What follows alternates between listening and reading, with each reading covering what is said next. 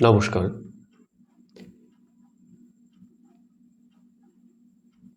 উজ্জ্বল নীলমণি শ্রেরূপ গোস্বামী প্রথম পাঠ আমরা আলোচনা করেছিলাম। আজকের আলোচনায় আমরা দ্বিতীয় পর্ব নিয়ে আপনাদের সামনে হাজির হলাম।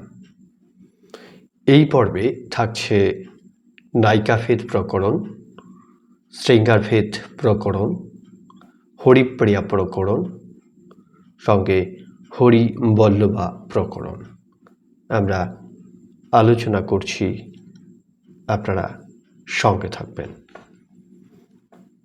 প্রাচীন কবিদের মতে নায়িকা তিন প্রকার, অর্থাৎ নায়িকার তিন ধরনের বৈশিষ্ট্য লক্ষ্য করা যায়। কি কি? স্বকীয়া, পরকীয়া, আর হচ্ছে সাধারণী বা সামান্যা। বৃন্দাবনে পরকীয়া, অর্থাৎ বৃন্দাবনে আমরা পরকীয়া নায়িকার দেখতে পাই, দ্বারকায় স্বকীয়া নায়িকা দেখতে পাই, আর অন্য সাধারণ নায়িকার বহু, অর্থাৎ নায়কনিষ্ঠ ভাব প্রযুক্ত হচ্ছে রসাভাস প্রসঙ্গে।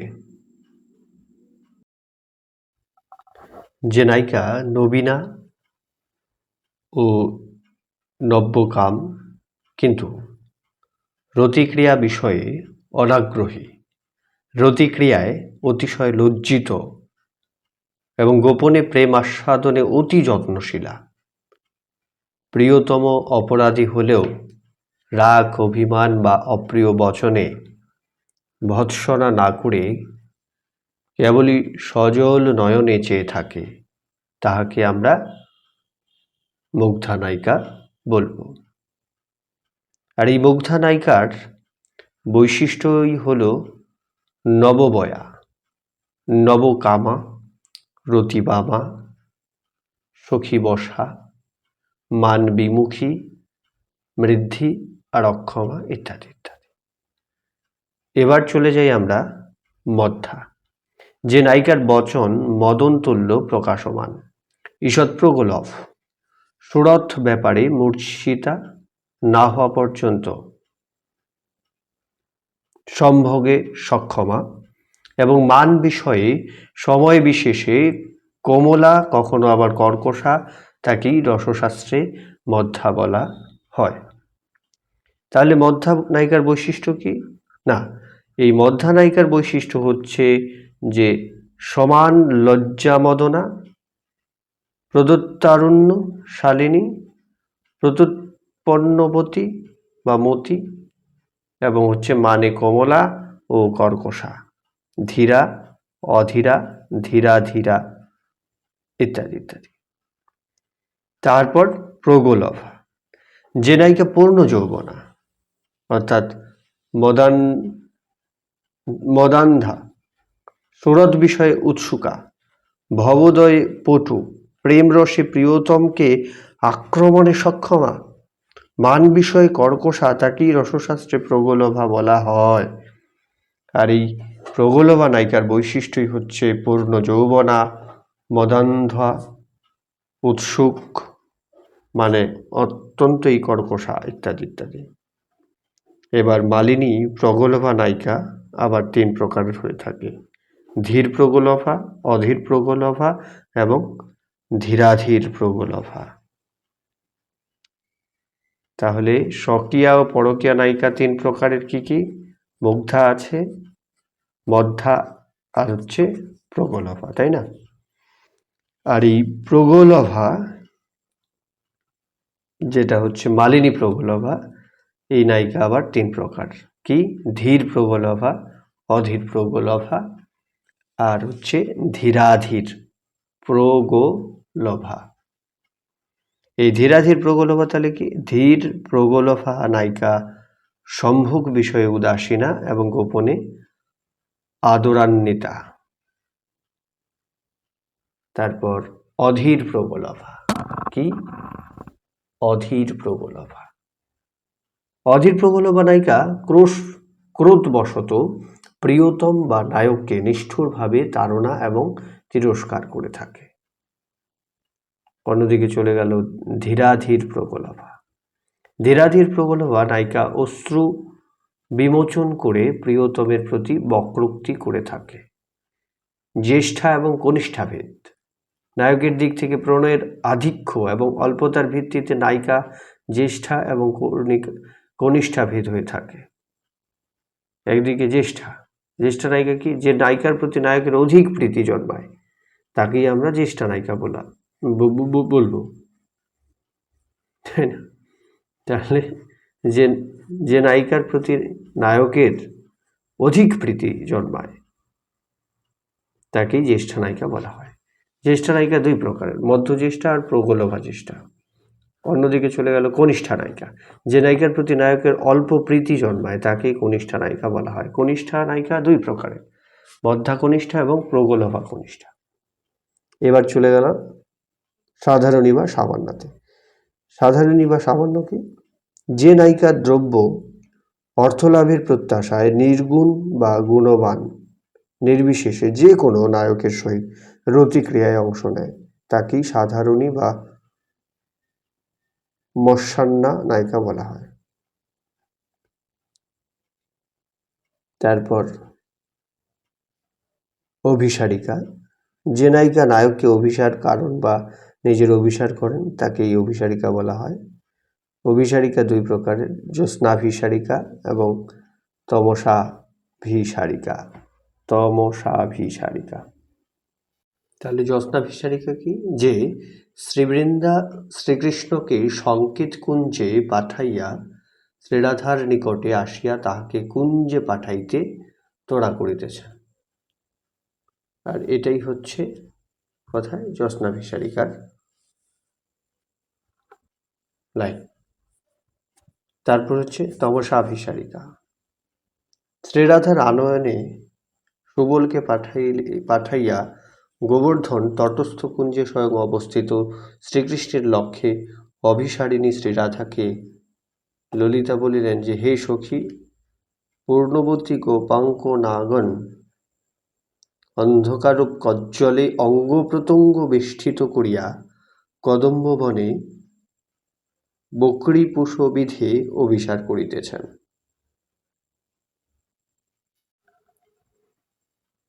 এবার হচ্ছে বাসক সজ্জিকা। কামক্রীড়ার সংকল্প করে যে নায়কের আগমন প্রতীক্ষায় তার অভিলাষ অনুসারে কুঞ্জ ভবনে নিজেকে এবং বাসগৃহ সুসজ্জিত করে রাখে তাকেই হচ্ছে বাসক সজ্জিকা বলা হয়। যে এই সখীদের সঙ্গে মধুর আলাপনে রত থাকে, এই লক্ষণগুলো, অর্থাৎ সখীদের সঙ্গে মধুর আলাপনে রত থাকবে কারা, বাসক সজ্জিকারা। তারপর নায়কের আগমন বার্তার প্রত্যাশায় মুহুর্মুহু দ্যুতির পানে চেয়ে খবর নেবে যে কত দূর, এটা হচ্ছে বাসক সজ্জিকা। তারপর হচ্ছে উৎকণ্ঠিতা। এই উৎকণ্ঠিতায় কি হয়, যে বহুক্ষণ যাবৎ প্রিয়তম না এলে প্রতীক্ষারত নায়িকার চিত্ত উৎসুক হয়ে ওঠে, হৃদয়ের উত্তাপ বৃদ্ধি পায় এবং অকারণে চোখের জল মুছতে থাকে, তাকেই আমরা কি বলবো, উৎকণ্ঠিতা বলবো। উৎকণ্ঠিতা নায়িকা 5 প্রকার হয়: উন্মত্ততা, বিকলা, স্তব্ধতা, চকিতা, অচেতনা, সুখাদ উৎকণ্ঠিতা, প্রগলভা এবং শঙ্কিতা। এই উৎকণ্ঠিতা নায়িকার লক্ষণগুলি যেগুলো দেখা দেবে সেটা হচ্ছে অকারণ তর্কে জড়িয়ে পড়বে, অঙ্গ বেপথুমান হয়ে পড়ে, নিজের অবস্থার কথা অন্যকে বলতে যায়। তারপর হচ্ছে খণ্ডিতা। প্রতীক্ষারত নায়িকার কাছে না এসে নায়ক অন্য নায়িকার সঙ্গে রাত্রি যাপন করে সম্ভোগ চিহ্ন অঙ্গে ধারণ করে পরদিন প্রভাতে এসে উপস্থিত হলে সেই প্রতীক্ষারত নায়িকাকে খণ্ডিতা বলে। লক্ষণ যেগুলো দেখা দেয়, যে নায়িকার চিত্তে রাগ জন্মাবে, দীর্ঘ নিঃশ্বাস নির্গত হবে, তৃষিভাবাদি সঞ্চারিত হবে। তারপর চলে এলাম বিপ্রলব্ধা। সংকেত করা সত্ত্বেও নায়ক সংকেত স্থানে না এলে মর্মাহত এবং বেদনার্ত নায়িকাকে বিপ্রলব্ধা বলা হয়। রসমঞ্জরিতে বিপ্রলব্ধা 8 প্রকার: নির্বন্ধা, প্রেমমর্তা, ক্লেশা, বিনীতা, নির্দয়া, প্রখরা, দূত্তা এবং চর্চিতা। এই বিপ্রলব্ধা নায়িকার লক্ষণ হচ্ছে বিপ্রলব্ধা নায়িকার বৈরাগ্য জন্মে এবং অশ্রুমোচন, মূর্ছা এবং দীর্ঘ নিঃশ্বাস পতিত হবে। তারপর কলহান্তরিতা। কি? কলহান্তরিতা। এই কলহান্তরিতা মানে হচ্ছে সখীদের উপস্থিতিতে পাদপতিত নায়ককে রাগ ভরে প্রত্যাখ্যান করে যে নায়িকা কৃতকর্মের জন্য পরিতাপ করে তাকেই কলহান্তরিতা বলে। কলহান্তরিতা কয় প্রকার? 8 প্রকার: অগ্রান্বিতা, ধীরা, বিকলা, অধীরা, কোপবতী, সুক্ষেতিকা, সমাদরা ও মুগ্ধা। লক্ষণ দেখা দেবে প্রলাপ, সন্তাপ, গ্লানি ও ঘন ঘন দীর্ঘ নিঃশ্বাস মোচন করবে। তারপর প্রসিত ভত্রিকা। এই নায়িকা প্রিয়দয়িত দূরদেশে গেলে বিরহ বিধুরা যে নায়িকা দ্বৈতের অর্থাৎ নায়কের পথ চেয়ে বসে থাকে তাকেই আমরা প্রসিত ভত্রিকা বলবো। এই প্রসিত ভত্রিকা হচ্ছে 3 প্রকার: ভাবী, ভবন ও ভূত। প্রসিত ভত্রিকার লক্ষণ কাতর দৃষ্টি, মনোক্ষেদ, দীর্ঘ শ্বাস এবং বারবার মূর্ছা। তারপর হচ্ছে স্বাধীন ভত্রিকা। দ্বৈত যার অধীন হয়ে সর্বদাই আয়ত্তে থাকে সেই নায়িকাকে স্বাধীন ভত্রিকা বলে। পীতাম্বর দাসের রসমঞ্জরি অনুযায়ী স্বাধীন ভত্রিকা 8 প্রকার, যথা কোপনা, মালিনী, মধ্যা, মুগ্ধা, উত্তমা, উল্লাসা, অনুকূলা এবং অভিষেকা। তবে প্রেমবশ হয়ে নায়ক যদি কোনো নায়িকাকে ক্ষণকালের জন্যেও পরিত্যাগ করতে না পারেন তবে সেই স্বাধীন ভত্রিকাকে মাধবী বলে। কি বলে? মাধবী বলে।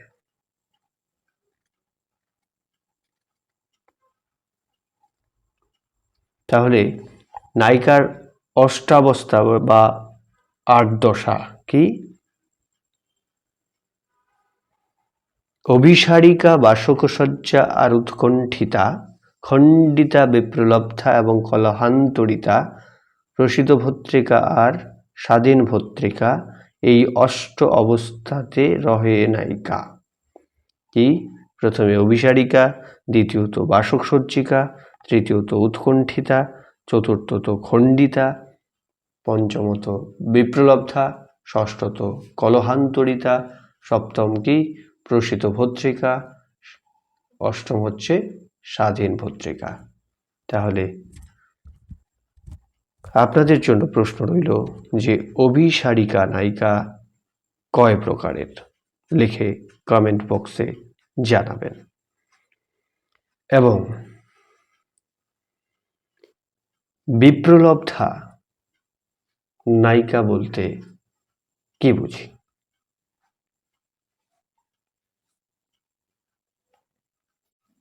এবার আলোচনা হচ্ছে হরিপ্রিয়া প্রকরণ। এই হরিপ্রিয়া প্রকরণে কি, যে যারা কৃষ্ণের মতো সুরম্য অঙ্গের অধিকারিণী, সর্বগুণযুক্তা, সর্বসুলক্ষণা, পরম মাধুর্যময়ী ও রতি রসাস্বাদনে অধিকতর আনন্দ দান করতে পারেন তারাই হচ্ছেন হরিপ্রিয়া প্রকরণ বা কৃষ্ণবল্লভা অভিধায় ভূষিত।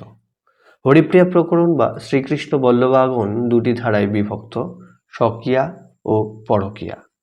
স্বকীয়া কি? যেসব নারী পাণিগ্রহণের রীতি অনুসারে পত্নীরূপে প্রাপ্তা, পতির আজ্ঞানুবর্তিনী এবং পতিব্রত ধর্ম হতে কিছুতেই বিচলিত হন না, তাদের স্বকীয়া নায়িকা বলে। উদাহরণ হচ্ছে রুক্মিণী। এবার পরকীয়া।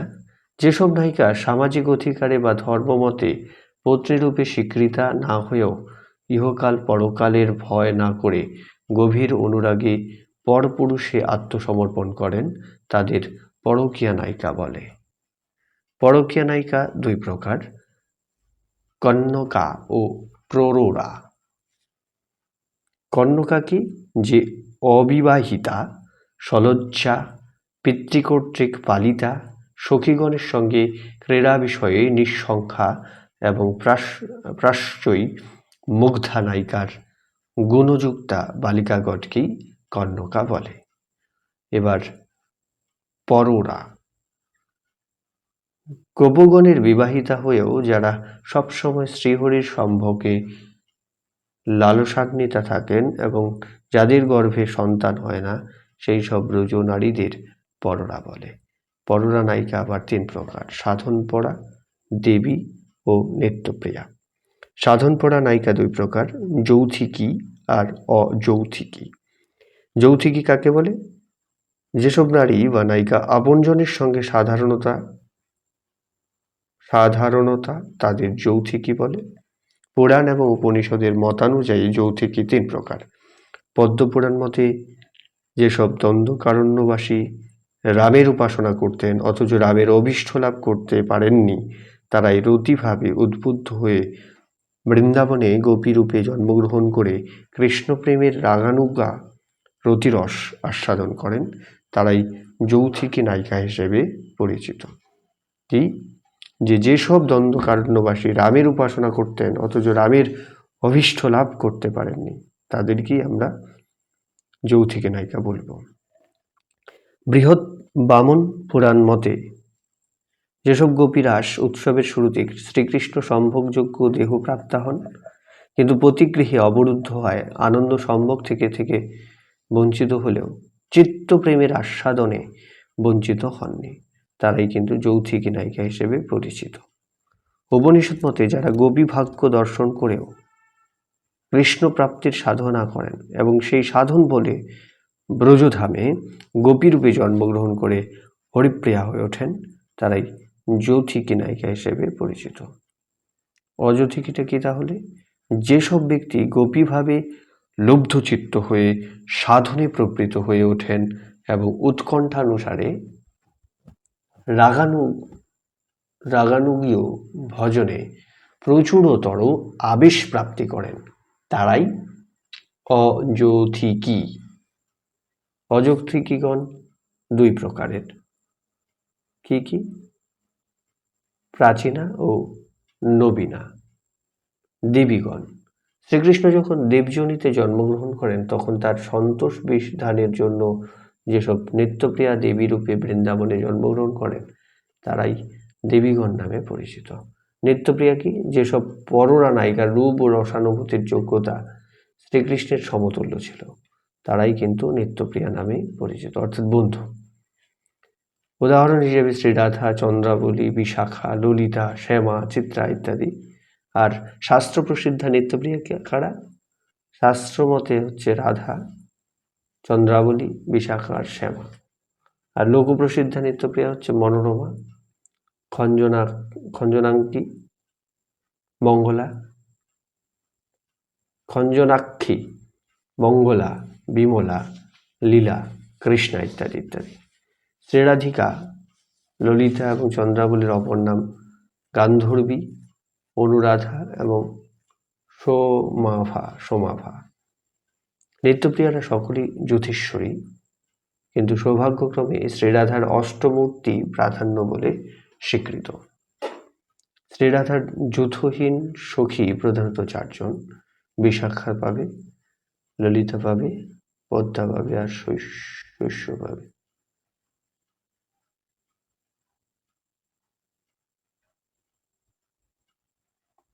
নিত্যপ্রিয়ারা সকলেই জ্যোতিশ্বরী, কিন্তু সৌভাগ্যক্রমে শ্রীরাধার অষ্টমূর্তি প্রাধান্য বলে স্বীকৃত। শ্রীরাধার যূথহীন সখী প্রধানত চারজন। কারা কারা? বিশাখা আছে, ললিতা আছে, পদ্মা আছে আর শৈব্যা আছে। এদের সখ্যরুচি প্রধান।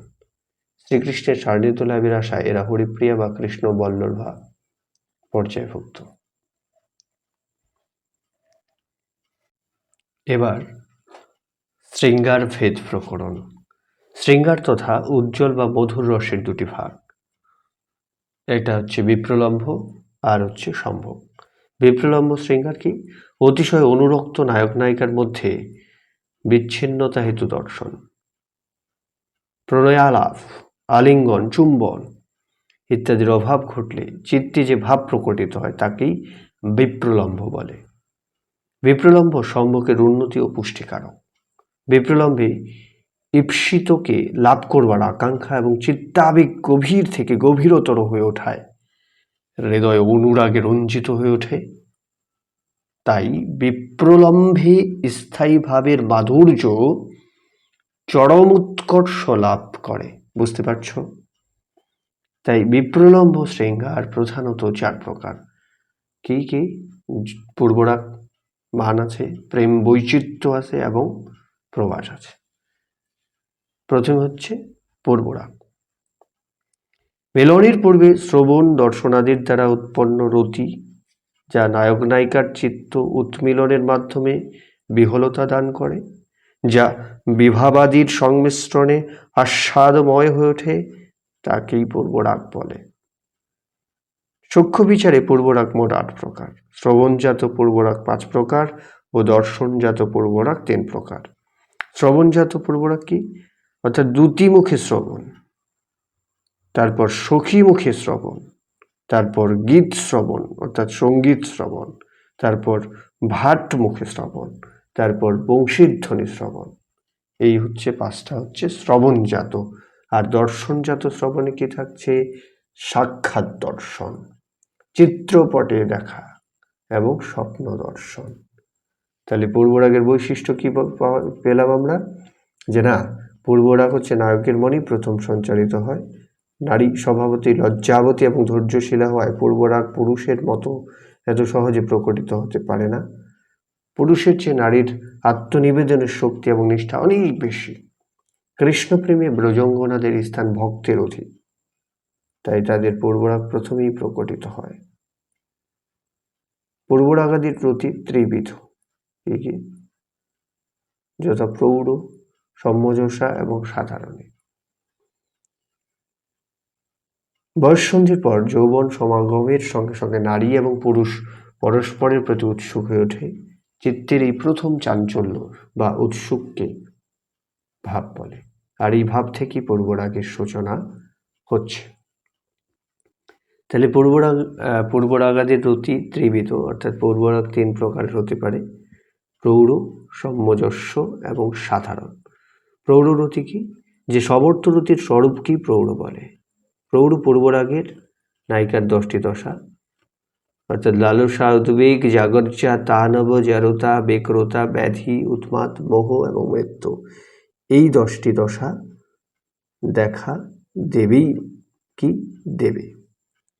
লালসা, যেখানে অভীষ্ট লাভের জন্য মনে যে প্রবল আকাঙ্ক্ষা, তাই লালসা। তারপর উদ্বেগ, মনের চঞ্চলতার অপর নাম উদ্বেগ। উদ্বেগে দীর্ঘ নিঃশ্বাস, স্তব্ধতা, চিন্তা, অশ্রু বিবর্ণতা এবং ঘর্ম, এই লক্ষণগুলো প্রকাশ পাবে। তারপর জাগর্জা, অর্থাৎ নিদ্রাহীনতাকে, অর্থাৎ সেখানে কোনো নিদ্রা থাকবে না। তারপর হচ্ছে তানবা, তনু কৃশতার নাম, অর্থাৎ তনু দুর্বল হয়ে পড়বে। তারপর জড়তা, ভালো মন্দের জ্ঞান লোপ পাবে, কিছুই দেখে না, কিছুই শোনে না। এই অবস্থাকেই আমরা জড়তা বলি বা জেরিমা বলি। এবার হচ্ছে ব্যাঘ্রতা। জল থেকে মাছ তুললে তার জলে ফেরায় যে আকুতি, শ্যামের প্রতি রাধারও সেই ব্যাঘ্রতা। ব্যাধি কি? যে অবিষ্ট সিদ্ধ না হওয়ায় ব্যাধির সৃষ্টি হয়। পাণ্ডুতা, হৃদয়ের তপ্ততা এর লক্ষণ। তারপর উন্মাদ, চপল নয়নে চারিদিকে ফ্যালফ্যাল করে তাকানো, লোকলজ্জা ভয়হীনভাবে উন্মাদিনীর মতো ছুটে বেড়ানো। তারপর হচ্ছে মোহ, প্রিয় দ্বৈতের জন্য মহাবিষ্ট হয়ে গুণবাক্য লঙ্ঘন করায় বিবেক দংশনে জর্জরিত হওয়া। শেষমেশ মৃত্যু, অর্থাৎ অভিষ্ট সিদ্ধ না হলে কন্দর্পবাণীর পীড়নে নায়িকা অনেক সময় মরণের রাস্তা বেছে নেয়। এবার হচ্ছে সমজস্বরতি। মিলনের পূর্বে নায়িকার চিত্তে যে উদ্দীপন সঞ্চারিত হয় সেই ভাবরসকেই সমজস্বর বলে। সমজস্বে অভিলাষ, চিন্তা, স্মৃতি, গুণকীর্তন, উদ্বেগ, সবিলাপ, উন্মাদনা প্রভৃতি। তারপর হচ্ছে অভিলাষ। প্রিয় সঙ্গ লিপ্সা বা প্রিয় ব্যক্তির সঙ্গ লালসা থেকে অন্তরে যে চেষ্টা সঞ্জাত হয় তাকেই অভিলাষ বলে। অভিলাষের দ্বারা নায়িকার বেশভূষার উৎকর্ষ সাধন ও মনোগত রাগের বিকাশ সাধন ঘটে। এবার হচ্ছে চিন্তা। অভীষ্ট প্রাপ্তির উপায় অনুধাবন করাকেই চিন্তা বলে। তারপর স্মৃতি। পূর্বে অনুভূত প্রিয় বস্তু বা প্রিয়জনের রূপ, গুণ, বেশ প্রভৃতি সম্পর্কে চিন্তা ও সেগুলি মনে উদিত হওয়াকেই স্মৃতি বলে। এবার গুণ কীর্তন। সৌন্দর্যাদি গুণের বর্ণনায় শ্লাঘা প্রকাশ করাকেই গুণকীর্তন বলে। সাধারণ রতি। অতি কোমল কামতন্ত্র চিন্তাদিতে চিত্ত চাঞ্চল্য ঘটে না বলে এই রতিকে সাধারণ রতি বলে। 16টি কোমল ভাবের কথা সাধারণ রতিতে অভিব্যক্ত হয়েছে। তার মধ্যে অভিলাষ, চিন্তা, স্মৃতি, গুণকীর্তন, উদ্বেগ ও বিলাপ প্রধান। এবার হচ্ছে মান। মান পর্বে কি আছে যে না, মান পর্বে আছে পরস্পরের প্রতি অনুরক্ত নায়ক নায়িকার বাঞ্ছিত আলিঙ্গন, প্রণয় সম্ভাষণ এবং দৃষ্টি বিনিময় যে মনোভাবের দ্বারা বাধাপ্রাপ্ত হয় তাকে মান বলে। মানের বৈশিষ্ট্য কি? যে মানের সঞ্চারী ভাব হলো বৈরাগ্য, সংখ্যা, ক্রোধ থাকবে, চপলতা থাকবে, অসূয়া থাকবে, ভাব গোপন এবং গ্লানি এবং চিন্তা থাকবে। মান দুই প্রকার, সহেতুমান আর নির্হেতুমান। সহেতু মানে যেখানে মানের কোনো কারণ বা হেতু থাকে তাকে সহেতুমান বলে। তারপর হচ্ছে নির্হেতুমান। প্রণয়ের বিলাসজনিত বৈভব হেতু অকারণে নায়ক নায়িকার চিত্তে যে মানের উৎসার ঘটায় তাকে নির্হেতুমান বলে। তারপর মানভঞ্জন। সহেতুমান ভঞ্জনের উপায় হলো সাম, ভেদ, ক্রীড়া, দান, নতি, উপেক্ষা এবং ভয়। এই মানভঞ্জনের বা মান উপশমের চিহ্ন অশ্রুমোচন, হাসি ইত্যাদি ইত্যাদি। তারপর প্রেম বৈচিত্র্য। প্রেম বৈচিত্র্য হচ্ছে প্রেমের উৎকর্ষ হেতু প্রিয়তমের কাছে থেকেও মনে যে বিচ্ছেদাভাব জাগে, তাই প্রেম বৈচিত্র্য। তারপর হচ্ছে প্রবাস। প্রবাসে কি আছে যে না, মিলনের পর নায়ক নায়িকার মধ্যে দেশান্তরজনিত ব্যবধান ঘটলে মনে যে শৃঙ্খারযোগ্য ব্যভিচারী ভাবের উদয় হয় তাকেই প্রবাস বলে। কি কি আছে? বুদ্ধিপূর্বক প্রবাস, নিজ কার্যানুরোধে স্থানান্তরে গমনকে বুদ্ধিপূর্বক প্রবাস বলা হয়। তারপর অবুদ্ধিপূর্বক প্রবাস, পরতন্ত্র বা পরের কার্য উপলক্ষে স্থানান্তরে গমনকে অবুদ্ধিপূর্বক প্রবাস বলে।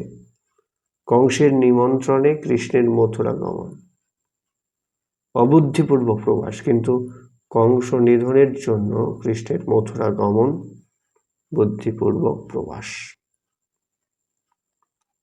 এবার হচ্ছে সম্ভোগ শৃঙ্গার। নায়ক নায়িকার পারস্পরিক দর্শন এবং আলিঙ্গনাদির অনুকূল পরিবেশ সংগঠিত হলে রতি আস্বাদনের অনির্বচনীয় উল্লাসকে সম্ভোগ বলে। সম্ভোগ প্রধানত দুই প্রকার, মুখ্য সম্ভোগ আর গৌণ সম্ভোগ। মুখ্য কি? জাগ্রত অবস্থায় দর্শন এবং আলিঙ্গনাদির আরোহমান উল্লাস ভাবকেই মুখ্য সম্ভোগ বলে। তারপর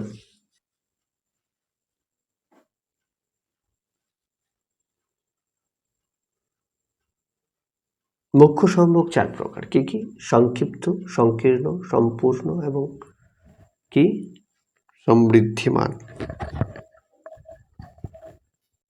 সমৃদ্ধিমান।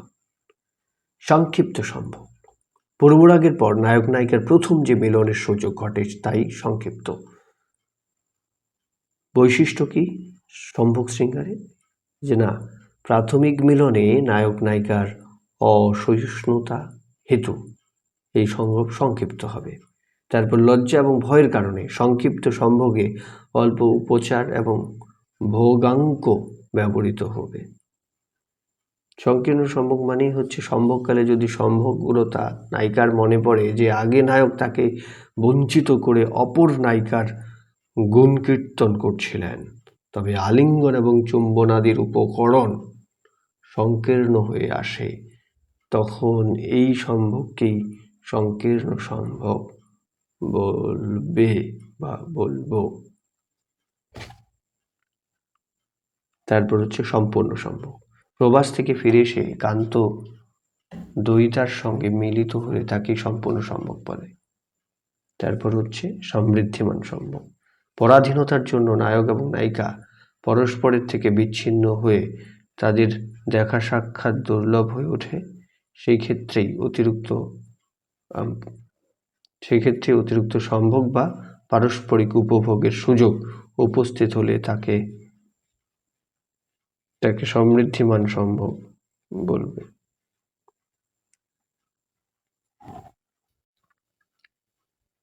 ব্রজসুন্দরীরা সকলে কৃষ্ণের প্রিয়া বলে তাদের সম্পর্কে কোনো প্রকার বিদ্বেষ বা ঈর্ষা থাকা অনুচিত, কিন্তু রসশাস্ত্র মতে একথা রসিক জনচিত নয়।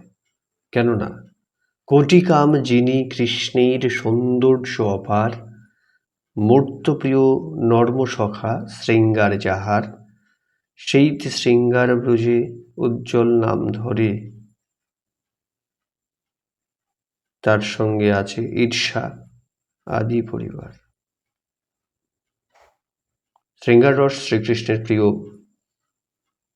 নর্মসখা রূপে ব্রজে মূর্ত হয়ে বিরাজিত। দেশ এবং ঈর্ষার দ্বারা সেই শৃঙ্গার রসের উৎকর্ষ ও প্রেমের নিবিড়ত্ব সাধিত হয় বলে মিলন বিষয়ে রাগদ্বেষ ঈর্ষার প্রয়োজন। বিরহে নায়িকাদের রাগদ্বেষ বা নায়িকাদের পারস্পরিক ঈর্ষা থাকে না। কৃষ্ণপ্রেমে চন্দ্রাবলী শ্রীরাধার বিপক্ষা এবং প্রতিদ্বন্দ্বী। শ্রীকৃষ্ণের সঙ্গে সংযোগকালে বিপক্ষা হলেও শ্রীকৃষ্ণ মথুরায় চলে যাওয়ার পর শ্রীমতী এবং চন্দ্রাকলের মধ্যে স্নেহ অর্থাৎ শ্রীকৃষ্ণের সঙ্গে সংযোগকালে বিপক্ষা হলেও কিন্তু শ্রীকৃষ্ণ মথুরায় চলে যাওয়ার পর শ্রীমতী এবং চন্দ্রকলার মধ্যে স্নেহভাব সঞ্চারিত হয়েছে। সমস্ত দিক থেকে জ্যোতিষ্বরীদের মনে এক জাতীয় ভাব থাকলে তাদের সপক্ষ বলা হয়। যদি সামান্য বৈলক্ষণ থাকে অথচ পরস্পরের মধ্যে বিরোধিতা না থাকে, তবে তাদের সুহৃদপক্ষ বলা যুক্তিযুক্ত। ভাবের সমতা অল্প এবং পার্থক্য অধিক হলে ভাবকে তটস্থা বলে, আর সর্ববিষয়ে পার্থক্য ঘটলে তাদের বিপক্ষ বা প্রতিপক্ষ বলা হয়।